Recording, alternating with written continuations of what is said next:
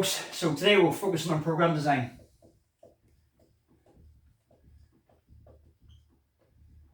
Alright. So first thing we need to talk about is, what are we training for? Is it just exercise training for better health, better physical contributing fibers or factors like strengthening, longevity, stamina? Are we trying to increase our VO2 max? So it has to be, what is our ultimate goal with that training plan? Okay, so we need to design the length of plan, length of training. You focus on your goal of training. And regardless of your goal, we should all have a, what do you call, linear progression. It's a fancy way of saying, if you're doing the same sets and reps, your body's going to acclimatize to that very, very quickly, and you don't cause any adaptation to the muscle fiber as well. So if you're doing the same rep ranges and the same weight, week in, week out, you get strong for the first couple of weeks. Your body get used to it, okay? So we need to have a step up in either reps, weight, or shortened time frame in regards to the rest as well, okay? So sets and reps, really simple format. How many sets you're doing, how many reps you're doing, okay? So again, simple bodybuilding training protocols would be 3 sets of 12 reps, okay?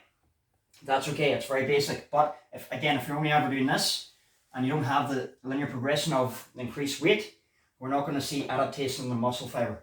So what I would challenge everybody doing is, in a program, that instead of doing 3 sets of just 12, what I would say is I would do 2 sets of 30 and then drop it down into 3 sets of 15. So we're getting 5 sets of higher volume, and the weight drops down by at least half from this into this, okay? So again, that's just a very simple way of increasing load, increasing the amount of time that muscle is under tension as well. So that's your sets and your reps, okay? What we can also do is rest periods. People really don't work on the rest periods well, and that's a huge factor in my own training that people miss as well. So 3 sets of 12, people normally take 1 minute rest. All right, so again, linear progression. Let's work 3 sets of 12. On week 1, we take 1 minute rest. Week 2, we do 3 sets of 12, exact same weight, but what we do is we do 45 seconds rest. So your muscle fibers are actually working harder, quicker, because there's less rest, okay?